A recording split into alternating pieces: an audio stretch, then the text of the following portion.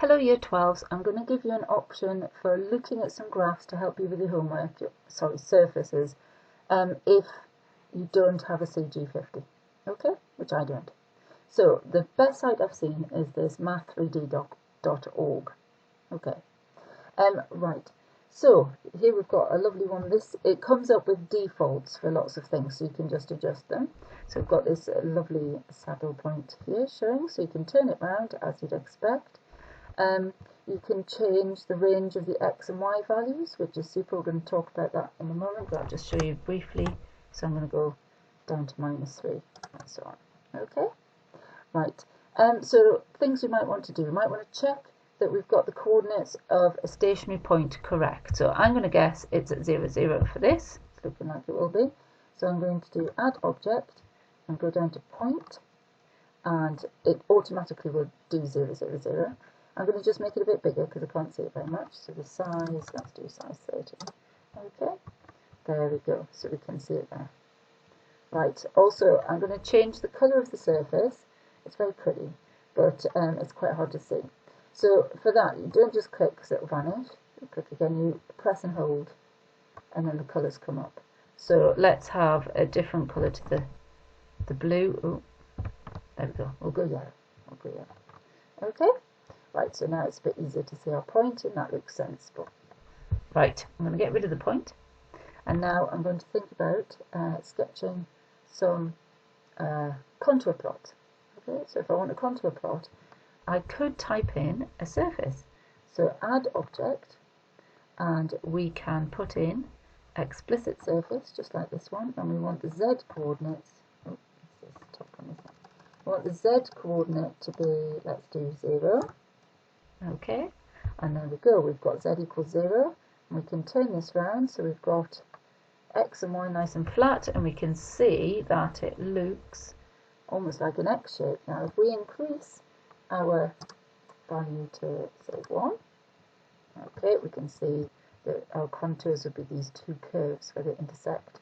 If we go instead to -1, we can't really see it from here, so you need to twirl it upside down and have a look instead. Okay, right. Another thing we might want to do are some sections. Now we can't write an explicit surface for sections because it's z equals stuff. Okay, so I'm going to get rid of that explicit surface, and what I'm going to do is I'm going to add, don't panic about this, a parametric surface. Okay, and this would also work for your contours.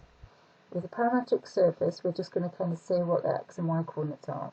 And we're going to let, so let's do one parallel to the x-axis, which means we're going to hold y fixed. So x is going to be allowed to vary, I'm going to call that one u. And y is going to be fixed, let's fix it at 1. Okay, and z is going to be allowed to vary. Now the default is putting in all that trig, so we're going to change our range values to be about -3 up to 3. Okay, and so now we've got a slice that's parallel to the x-axis with the y variable held at 1, and we can now turn it round. Okay.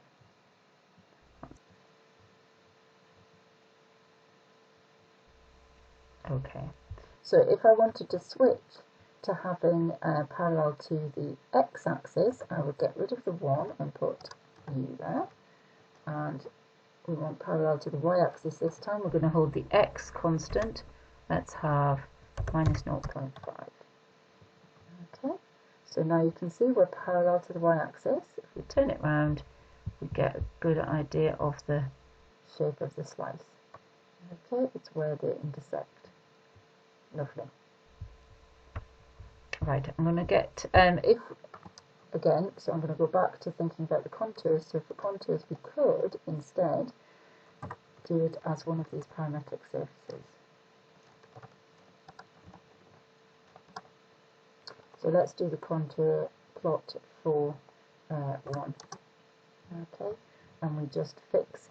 So that means we're allowing x and y to vary, and z has got to be a constant. And there we go, that's the contour plot. Right, I'm going to get rid of that, and we're going to consider it a stranger surface. So let's have x cubed instead. Look at that.